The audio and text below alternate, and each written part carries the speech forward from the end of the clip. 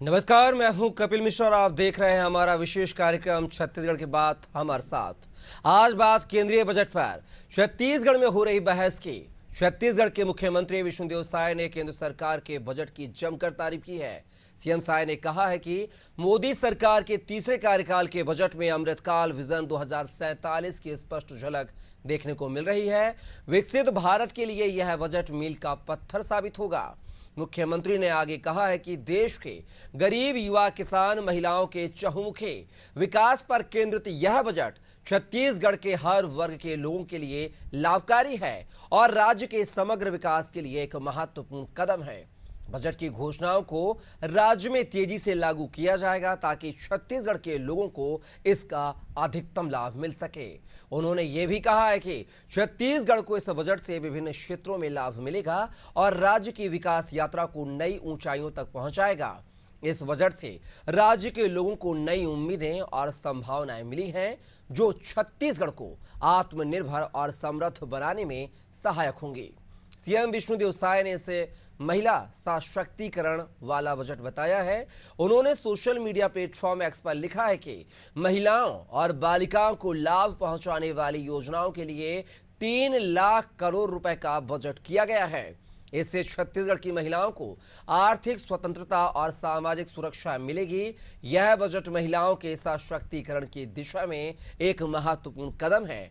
छत्तीसगढ़ से सीएम ने आगे कहा है कि बजट में सूर्य घर मुफ्त बिजली योजना के तहत 1 करोड़ घरों को 300 यूनिट तक हर महीने बिजली फ्री देने की योजना बनाई गई है। साथ ही छतों पर सौर ऊर्जा संयंत्र लगाने से 1 करोड़ घरों में बिजली उपलब्ध होगी। ये योजनाएं छत्तीसगढ़ के ग्रामीण और शहरी इलाकों में ऊर्जा सुरक्षा प्रदान करेंगी और बिजली की समस्याओं को हल करेंगी। उधर कांग्रेस ने बजट को निराशाजनक बताया है। क्या केंद्रीय बजट छत्तीसगढ़ के विकास रथ को डबल इंजन की शक्ति से बढ़ाने में सहायक होगा? आज इसी मुद्दे पर बात करेंगे। पहले कुछ प्रतिक्रियाएं सुन लेते हैं। मोदी सरकार का बजट जनता को निराश करने वाला है। वित्त मंत्री निर्मला सीतारमण ने जो बजट प्रस्तुत किया है, उस बजट से देश की अर्थव्यवस्था और ज़्यादा तबाह होगी। बजट में किसान, खेती, किसानी और मजदूरों की उपेक्षा की गई है। लघु एवं कुटीर उद्योगों को बढ़ावा देने के लिए बजट में कुछ भी नहीं है। साथ ही बजट में निम्न और मध्यम वर्ग के ऊपर में बोझ डालने की कोशिश की गई है। जिसकी आय 25,000 रुपये भी है, उसे 5% तक इनकम टैक्स देना होगा। अर्थात देश का एक बड़ा वर्ग अब इनकम टैक्स के दायरे में आ गया है। लोगों की आय बढ़ाने के लिए इस बजट में कुछ नहीं किया गया है। सिर्फ और सिर्फ टैक्स बढ़ाने का काम इस सरकार ने किया है। 4 करोड़ मकान देने का वादा चुनाव में मोदी सरकार ने किया था, लेकिन इस बजट में सिर्फ 1 करोड़ मकान के बारे में प्रावधान किया गया, वो भी सिर्फ 10 लाख करोड़ रुपए का, जिसमें कुछ भी नहीं होना है। इस बजट से देश की जनता को निराशा हुई। ये बजट आम लोगों के लिए और समाज के हर वर्ग के लिए एक बहुत बड़ा एक दूरगामी परिणाम होगा, जहां पर छोटे और लघु उद्योगों को, छोटे दुकानदारों को बिना गिरवी के, बिना कोलेटरल के लोन दिए जाने की व्यवस्था की गई है। तरुण किशोर 20 लाख तक की लोन, कृषि के लिए 1.62 करोड़ रुपए की व्यवस्था की गई है। और अगर हम कहें महिलाओं के लिए, लघु उद्यमियों के लिए, समाज के हर वर्ग, छात्रों के लिए, कोई वर्ग ऐसा छूता नहीं है जिस वर्ग को छोड़ा गया हो। हर वर्ग के सर्वांगीण विकास के लिए इस बजट में व्यवस्था की गई है। इनकम टैक्स की सरलीकरण की गई, जिसमें भारी राजस्व की प्राप्ति होगी और उस राजस्व से देश का विकास होगा। तो ये एक दूरगामी बजट है, एक मील का पत्थर बजट है, एक क्रांतिकारी बजट है। और इस पूरे मुद्दे पर चर्चा करने के लिए हमारे साथ एक विशेष पैनल जुड़ा हुआ है। परिचय करवा देता हूं आपका। हमारे साथ बीजेपी प्रवक्ता प्रीति स्वर्णकार, साथ ही कांग्रेस प्रवक्ता शिव सिंह ठाकुर जुड़े हुए हैं। कुछ ही देर में वरिष्ठ पत्रकार मनीष वोरा भी हमारे साथ होंगे। पहले तो आप दोनों मेहमानों का बहुत बहुत स्वागत है। प्रीति जी आपका और मनीष जी आपका। पहला सवाल मेरा सत्ताधारी पार्टी से ताल्लुक रखने वाली प्रीति स्वर्णकार जी आपसे सवाल है कि आपने बजट तो पेश कर दिया है, लेकिन इस बजट में छत्तीसगढ़ को कुछ नहीं मिला। बात की जाए तो बिहार और आंध्र प्रदेश का बोलबाला रहा, जबकि छत्तीसगढ़ ने अच्छा परफॉर्म किया है, चाहे विधानसभा चुनाव हो, चाहे लोकसभा चुनाव हो। कैसे देखती हैं इस बजट को आप? देखिए, सबसे पहले केंद्र में भाजपा की सरकार बनने के बाद प्रधानमंत्री जी के तीसरे कार्यकाल में पहला आम बजट पेश हुआ, जिसका हम बिल्कुल तहे दिल से स्वागत करते हैं। हम्म। इसमें जैसे आप बोल रहे हैं, तो इसमें शहरी क्षेत्र में जो विकास है, जो पीएम आवास योजना का है, उसमें 2.0 के तहत में ये 10 लाख करोड़ का बजट जो हुआ है वो पेश है, जो मध्यम मैडम पूरे वर्गीय देश के जो लिए है, स्पेशल छत्तीसगढ़ के लिए किया है, मैं वो जानना चाह रहा हूं आपसे। वो तो देश का पूरा बजट है जो शहरी आवास के लिए है, बाकी जो तमाम चीजें हैं, छत्तीसगढ़ के लिए स्पेशल क्या है इस बजट में, वो जानना चाह रहा हूं मैं आपसे। देखिए, छत्तीसगढ़ एक जनजातीय प्रदेश है। जैसे ये यहाँ पे आदिवासी क्षेत्र बहुत ज्यादा है, तो इसमें आदिवासियों के लिए भी बहुत सारे मतलब उस वर्ग को भी ऊपर उठाने के लिए अनेकों कदम उठाए गए हैं, जिसमें 63,000 गाँव में 500 करोड़ का अपने जो 5 करोड़ जनजातीय लोग उसमें प्रभावित होंगे, लाभान्वित होंगे, उनको इसका बिल्कुल लाभ मिलेगा। यानी कि उन्नत ग्राम अभियान के तहत जो लाभ मिलेगा 5 करोड़ आदिवासी, बस ये एक उपलब्धि के अलावा आपके कोई उपलब्धि नहीं है छत्तीसगढ़ के तो विकास के लिए? युवाओं के लिए भी तो बहुत सारे प्रावधान हुए हैं। जैसे युवाओं के लिए उनको अप्रेंटिस वगैरह का, और उनको ऋण ब्याज के ऊपर छूट मिलेगी, और कृषि प्रीति उसमें जी, भी लेकिन जो फायदा बिहार को दिया गया है, आंध्र प्रदेश को दिया गया है, वो कहीं ना कहीं छत्तीसगढ़ से जरूर अछूता नजर आ रहा है।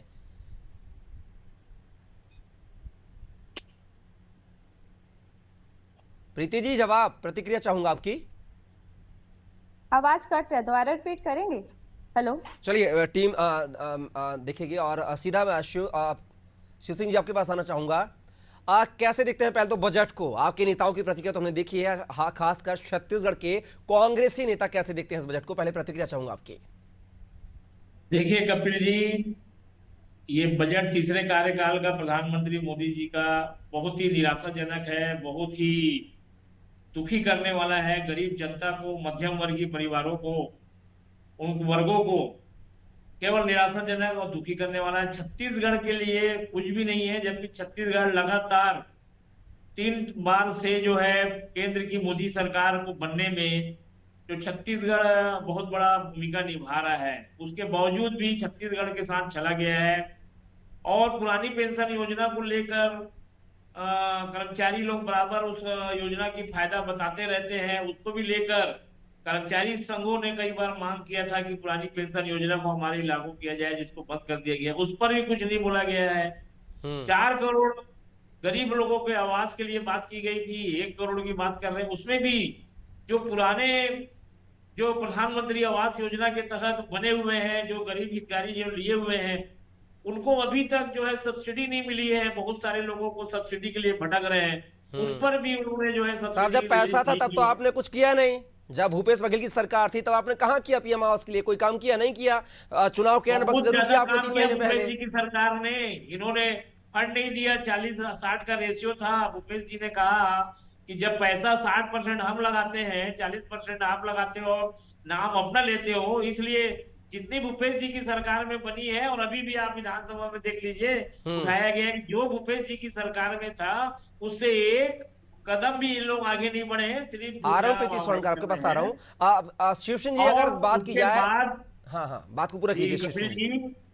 और उसके बाद छत्तीसगढ़ में एक मासिक छात्रों को लिए जो है, और सीनियर सिटीजन के लिए, और जो बुजुर्ग है उनके लिए एक मास पास। अरे साहब, युवाओं के लिए तो कर दिया है, रोजगार सृजन के लिए। आप बेरोजगारी का मुद्दा उठाते तो वो तो कर दिया, उस पर बोलिए आप। बढ़ गया है कपिल जी, बेरोजगारी बंद, छलावा कर रहे हैं, छलावा। रोजगार तो किसानों की आय जो है दुगनी कर देंगे बोले थे, आज तक क्या हुआ है? किसानों की आय दुगनी की बात नहीं कर रहे हैं कि हम बोले थे कि 2022 में किसानों की आय दुगनी कर देंगे, उसकी बात नहीं कर रहे। केवल एक छलावा है। छलावा है प्रीति स्वर्णकर जी, छलावा है आपका बजट। प्रीति स्वर्णकर जी, शिव सिंह के आरोप है।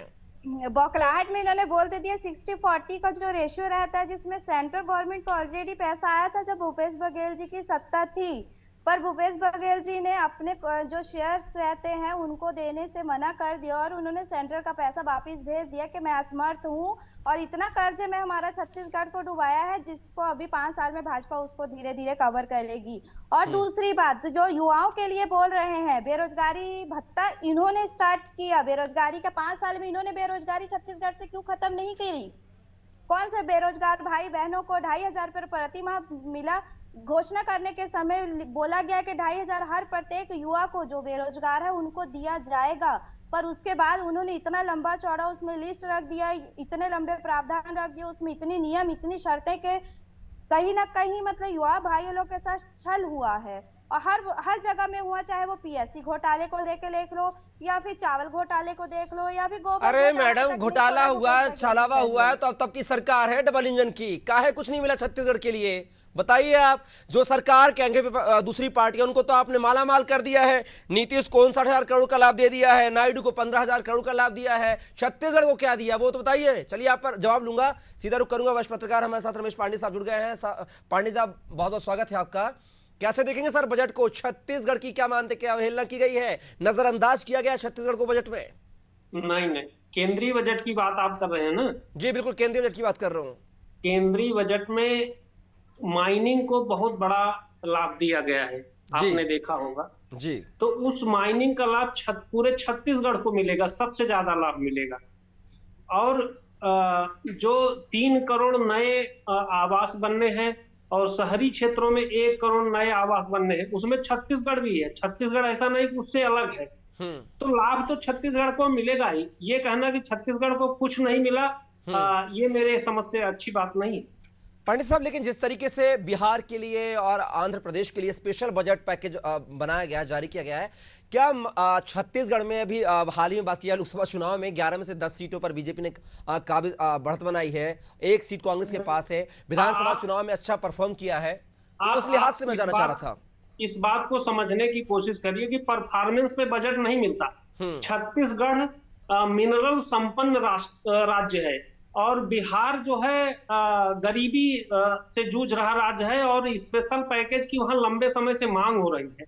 अभी आपने देखा होगा, एक दिन पहले केंद्र सरकार ने स्पेशल पैकेज देने से इनकार कर दिया। आज के बजट में उन्होंने जो दिया उसका मैसेज ये दिया और ये बयान भी आया केंद्र सरकार का कि वो बिहार को विशेष राज्य के रूप में विकसित करेंगे, इसलिए वहां पैसा दिया। और वहां का पैसा कुछ और धार्मिक स्थानों को दिया गया, जो धार्मिक स्थान वहां के लिए हैं वो विश्व प्रसिद्ध स्थान है। तो ये कहना कि बिहार को दे दिया गया और छत्तीसगढ़ को नहीं दिया गया, ये कोई इसका औचित्य नहीं है। लेकिन पांडे साहब, जिस तरीके से जो विपक्ष है, केंद्रीय विपक्ष जो है, तमाम आरोप लगा रहे हैं कुर्सी बचाओ बजट है, कई लोग बोल रहे हैं, राहुल गांधी का बयान सामने आया है, तो इन बयानों को फिर कैसे देखें सर? देखिए, विपक्ष तो हमेशा कहता है, लेकिन इस बार विपक्ष का एक बयान आप ध्यान दीजिए, पी चिदम्बरम का बयान आया। उन्होंने बजट की सराहना की है। बजट में जो स्टार्टअप पर टैक्स लगाया जाता था उसको माफ कर दिया गया है। विपक्ष के ही चिदम्बरम है, चिदम्बरम पूर्व में केंद्रीय मंत्री, वित्त मंत्री भी रह चुके हैं, उन्होंने इस बजट की सराहना किया है। तो ऐसा नहीं, विपक्ष तो बजट को हमेशा उसमें कमियां निकालता है और विपक्ष का ये राजनैतिक और नैतिक धर्म है। चलिए बजट की खामियों को गिनाएं। जवाब ले लेते हैं। शिव सिंह जी जुड़े हुए हमारे साथ। शिव सिंह जी, आपने पांडे साहब को सुना है, क्या कहेंगे बयानों को लेकर, पांडे साहब के जवाबों को लेकर? पांडे साहब वरिष्ठ पत्रकार हैं, सीनियर हैं, लेकिन मैं ये बोलूंगा कि छत्तीसगढ़ के साथ छलावा हुआ है। एम्स की घोषणा की गई थी, काफी दिन हो गया, 4 साल से ज्यादा हो गया है, एम्स के लिए कुछ नहीं किया गया। एक ट्रेन चलने वाली थी छत्तीसगढ़ से, रायपुर से होकर हैदराबाद के लिए जाने के लिए, उस ट्रेन को भारतमाला प्रोजेक्ट जो चल रहा है उस प्रोजेक्ट को भी सुनने में आ रहा है कि उसके लिए भी रोक दिया गया है। तो इस प्रकार से छत्तीसगढ़ के जितने भी आज देखिए ट्रेनें लगातार जो है निरस्त की जा रही है और उसके लिए भी कुछ नहीं किया। तो बोलो एम्स जैसा भी जरूरत है हमारे को स्वास्थ्य के लिए, जिसकी घोषणा होने के बाद भी 4 साल होने जा रहा है, इस पर कुछ नहीं किया गया। शिव सिंह जी, दिल्ली गए थे, ले तो आए रेल परियोजनाओं को छत्तीसगढ़ में 3 परियोजनाओं को लेकर आए हैं, क्या वो कपिल जी लेके आए? बजट जब नहीं रहेगा तो क्या करेंगे कपिल जी? बोलने से थोड़ी ना होता है। अभी बजट में जब प्रावधान ही नहीं रहेगा, पैसा ही नहीं रहेगा, तो ले आए हो तो एक अपना ही विज्ञप्ति जारी किए हैं। आप तो सुने, आप तो एम्स का सुने हैं, नहीं हुआ है। बजट में पैसा नहीं है, एम्स के लिए पैसा नहीं है, स्वास्थ्य का कितना, स्वास्थ्य के साथ खिलवाड़ कर रहे हैं। स्वास्थ्य की बात का आप हमारी कांग्रेस की सरकार ने एम्स लाया था, भारत कार्ड को बंद कर दिया गया था, जो प्रधानमंत्री जी के द्वारा दिया गया था आयुष्मान भारत का कार्ड, जिसमें 5 लाख तक प्रत्येक परिवार को सहयोग राशि मिल रही थी। आपकी सत्ता में तो उसको बंद कर दिया गया था। आप इसका अरे जवाब भूपेश दीजिए। बघेल जी की सरकार ने 25 लाख रुपए दिए थे। आयुष्मान हमारी भारत सरकार ने योजना 25 लाख प्रधानमंत्री जी रुपए, की 5 लाख योजना नहीं, बताइए 25 क्यों लाख। बंद हुआ? और वो जो एस्टीमेट 5 बनाना साल में रहता आयुष्मान था, भारत योजना क्यों एस्टीमेट बंद बनाने किए? में वो तो जितना भी सेंट्रल पैसा गवर्नमेंट खर्चा का एक होगा तोहफा था। उतना देते सेंट्रल थे। गवर्नमेंट का भूपेश एक बघेल तोहफा जी की था हर सरकार ने व्यक्ति के 25 लिए, लाख हर रुपए, वर्ग के व्यक्ति के लिए, पर भूपेश आपकी बघेल सत्ता में योजना भूपेश में जी ने 25 उसको लाख बंद योजना कर दिया। लिए थे। आप इसका जवाब और दीजिए मुझे एस्टीमेट पहले। बनाइए तो आप जितना इसका खर्चा जवाब लगेगा दीजिए, सरकार उतना खर्चा उठाती क्यों थी। बंद हुआ? शिव सिंह जी, इसका जवाब आप दीजिए, छत्तीसगढ़ की इसका प्रीति जी जवाब और दीजिए। प्रीति जी और जो शिव है सिंह जी, बजट में एक गरीब एक मध्यम करके बात वर्गीय रखें, परिवार के एक एक साथ करके बात छलावा रखें, हुआ जनता है। तक बात पहुंचेगी। शिव किसानों सिंह मैं जी, की सिर्फ जो है आपसे आज यही करीब पूछना 2 गुना चाहती हूँ बोला कि गया था। आयुष्मान भारत योजना 2022 स्वास्थ्य निकल कार्ड गया, था तीसरी जिसको सरकार आ आपके गई। सत्ता में ईपीओ भूपेश की बघेल बात जी कर के रहे जब द्वारा रोजगारी बंद किया 14 गया। लाख आप करोड़ उसका घाटा क्लियर है। आवाज करिए, 14 लाख पहले उसकी करोड़ बात घाटा, क्लियर कर दीजिए आप। उसको प्रीति कैसे जी और पूरा शिव सिंह जी करेंगे? दोनों को रुकना चाहूंगा। इस डिबेट को सार्थक बनाएं, जनता के मुद्दों को सार्थक बनाएं। और अपनी भी बात तो खैर आप दोनों मानने वाली नहीं है कि आपकी पार्टी ने अच्छा काम किया, वो कहेंगे उनकी पार्टी ने अच्छा काम किया है। शिव सिंह जी, एक सवाल मेरा है जो कि 5 करोड़ आदिवासियों के लिए उन्नत ग्राम अभियान की शुरुआत की गई है, ऐसा बजट में आज अनाउंस किया गया है। क्या इससे छत्तीसगढ़ के जो आदिवासी हैं क्या वो लाभान्वित नहीं होंगे? आपको खुशी नहीं है? बिल्कुल, आदिवासियों के साथ कोई भी योजना आती है तो हमको खुशी है, लेकिन ये जैसे बोला कि 2022 को किसान की दुगनी कर देंगे आए, और अभी तक क्या हुआ है? ऐसी इनकी सारी योजनाएं एम्स के लिए बोले थे, आज एम्स के लिए क्या हुआ है? हैदराबाद ट्रेन चालू करेंगे। अरे तब साहब, तो बोलने पहले में तो कुछ ही बोलो। बोलते हैं। आपकी कपिल जी, सरकार ने ये भी सब चुनाव से योजना पहले कहा था हम इनकी शराबबंदी केवल कर छलावा देंगे। है। आपने की शराबबंदी की क्या? ठाकुर साहब, नहीं करते, सिर्फ ठाकुर साहब, वोट लेने का काम करते हैं। आपने आप 2018 के एक चुनाव के मिनट, पहले आप शराबबंदी को बताइए, कहा था आपने कि हमारी कितने सरकार मिनट आएगी। किया? योजना अमली जामा नहीं पहनती। कोई भी योजना अपने छत्तीसगढ़ के साथ चलावा हुआ है, और गरीब मध्यम वर्गीय परिवारों को जो है इससे निराशा हुई गरीब है। हर मध्यम वर्गीय और- परिवार को सरकार की तरफ से ऑलरेडी हजार पे अरे हमारी भाई, मैं सरकार बोलता हूँ, दे देखिए रहे कपिल हैं। जी, फिर बोल रहे हो आपकी सार्थकता होना चाहिए। जब मैं बोल रहा हूँ तो मैडम बोलेंगी, तो फिर मैं भी मैडम के बीच में बोलूंगा। चलिए अगर आप मैडम, सार्थकता प्रीति जी जवाब ले लेंगे। प्रीति जवाब ले लेंगे, प्रीति जी से जवाब लेते हैं। प्रीति जी बताइए, यहाँ पर शिव सिंह जी आपके बजट से खुश नजर नहीं आ रहे हैं। आखिर क्या कुछ खामियां हैं, आखिर क्या कुछ दिक्कत है इनको आपके बजट से जो खुश नजर नहीं आ रहे हैं? देखिए, वो बजट से ज्यादा वो भाजपा में प्रधानमंत्री नरेंद्र मोदी जी तीसरी बार सत्ता में बैठ गए हैं, प्रधानमंत्री बन गया। सबसे बड़ी प्रॉब्लम तो कांग्रेस को यही है।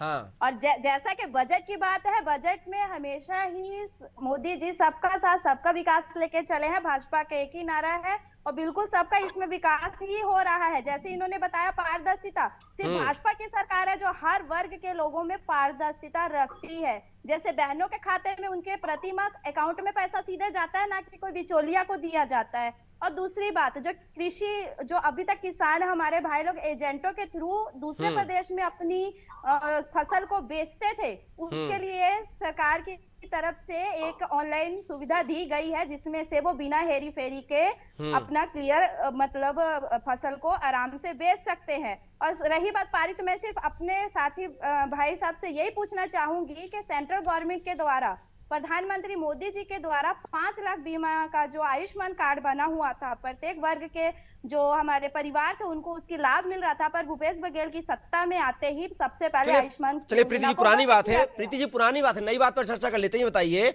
आज के बजट में न्यूनतम समर्थन मूल्य का कोई जिक्र नहीं है, आखिर क्यों?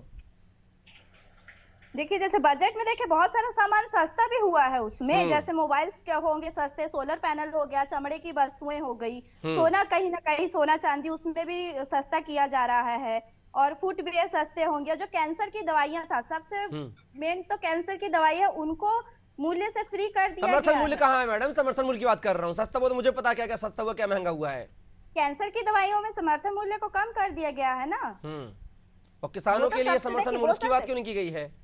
किसानों के लिए बिल्कुल 1,52,000 लाख का बजट बिल्कुल पेश किया गया है ना। वो टोटल बजट है मैडम किसानों के लिए, कृषि क्षेत्र के लिए, कृषि उन्नत क्षेत्र के लिए। देखिए, कृषि क्षेत्र के लिए कहीं ना कहीं किसान तो यहाँ भी रहते हैं, हर वर्ग में किसान रहते हैं, हर प्रदेश में किसान रहते हैं, तो सभी किसानों का ऐसा थोड़ी नहीं है कि एक प्रदेश में किसानों के लिए किया है पर दूसरे में नहीं किया। वो तो चलिए प्रीति जी, सेंट्रल का है वो तो। प्रीति, समय का अभाव, शिव सिंह जी आपसे एक सवाल है मेरा। युवाओं को नौकरी देने में पहली सैलरी, अगर प्राइवेट कंपनी कोई नौकरी देती है तो पहली सैलरी जो है सरकार देगी। साथ ही बात की जाए ईपीएफओ में सीधे 15,000 रुपए सरकार जो है डालेगी। क्या ये खुशी की बात नहीं है कि युवा के लिए जो सरकारी नौकरी नहीं पा सकते हैं, प्राइवेट सेक्टर में काम कर रहे हैं, तो उनके लिए अच्छी खबर नहीं है क्या ये?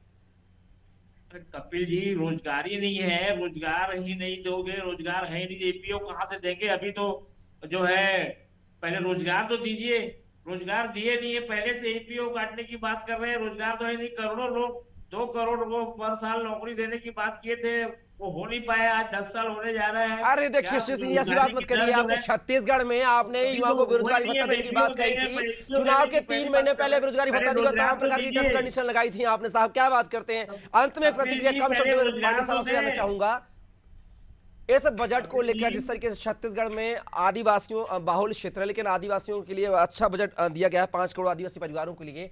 क्या ये छत्तीसगढ़ के लिए एक अच्छी खबर, सुखद खबर के तौर पर देखा जाए बजट? जी पांडे साहब से सवाल है सर मेरा, पांडे साहब से। जी कपिल जी, एक बार फिर बोलिए, सुनाई नहीं दिया। जिस तरीके से आदिवासियों के लिए फोकस किया गया है, बेरोजगारी पर फोकस किया गया है, तो इससे आने वाले समय में क्या देश के साथ साथ छत्तीसगढ़ में भी ये प्रभावशाली रहेगा बजट? देखिए, बजट छत्तीसगढ़ नहीं पूरे देश के लिए प्रभावशाली है, कोई स्पेशल छत्तीसगढ़ का बजट नहीं है। जैसा आपने जिक्र किया कि अभी आपने देखा, मैं 2-3 बिंदुओं को इंगित करता हूं जिस पर आप ध्यान दें। जैसे एमएसएमई, जो छोटे उद्योग चलाने वाले लोग हैं, चाहे वो युवा हों या पुराने व्यापारी हों, उनके लिए टीडीएस में 5% पहले कटौती होती थी, अब 2% कटौती होगी। तो ये एक बहुत बड़ा लाभ छोटे उद्यमियों को मिल गया है। और दूसरा, आपने देखा होगा मुद्रा लोन योजना की जो रुपया था 10 लाख रुपए से बढ़ा के उसकी सीमा 20 लाख रुपए कर दी गई। तो जो छोटे उद्यमी हैं उनको लिए ये बहुत ही कहीं ना कहीं बजट में छोटे व्यवसायियों का भी ख्याल रखा गया है। आप तीनों मेहमान हमारी चर्चा का हिस्सा बने। प्रीति जी आपका, शिव सिंह जी आपका और रमेश पांडे जी आपका बहुत शुक्रिया, धन्यवाद। तो देखना होगा इस बजट से आने वाले साल में जो है क्या दिशा और दशा बदलेगी देश के साथ साथ छत्तीसगढ़ की भी, ये देखना दिलचस्प होगा। फिलहाल के लिए हमारे इस खास पेशकश में बस इतना ही। आप बने रहिए अनादि टीवी के साथ। नमस्कार।